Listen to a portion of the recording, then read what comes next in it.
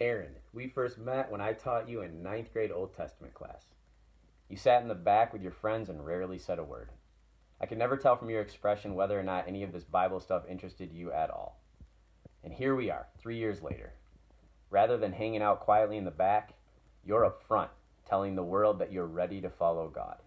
Just like Abraham, Isaac, Jacob, Joseph, and all those other heroes of the faith we studied way back in 2021. Thanks for always being a steadfast, faithful presence in the lives of those of us who have the privilege of being your teachers and friends and loved ones.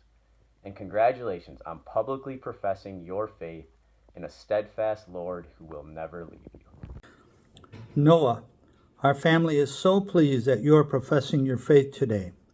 As I reflect on our recent conversations, you mentioned that one of your goals is to let go, to let God chart your future, and not to try to control your future yourself. You shared with me two of your favorite Bible verses that fit perfectly with your goal.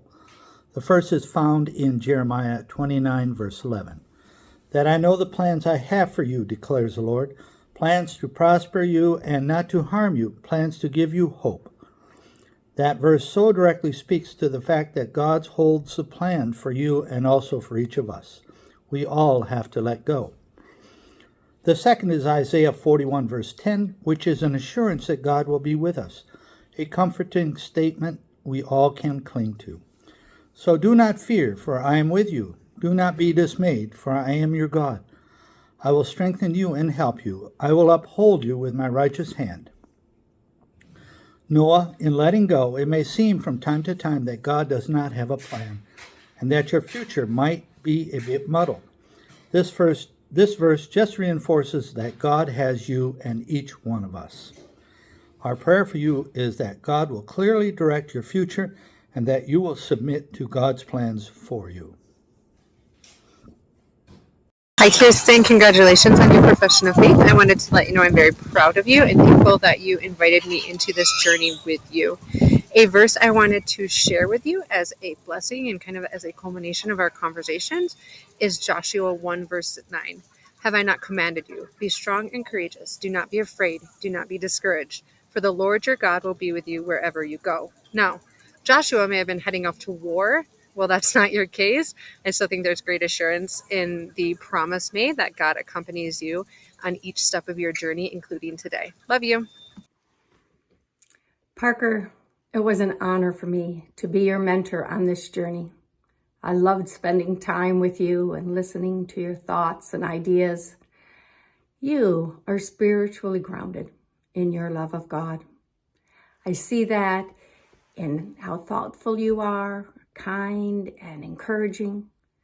When I watch you interact with your siblings and your parents and your friends, you are a good friend. And that's very important in life. And now I have a blessing for you. And it comes from Philippians 4.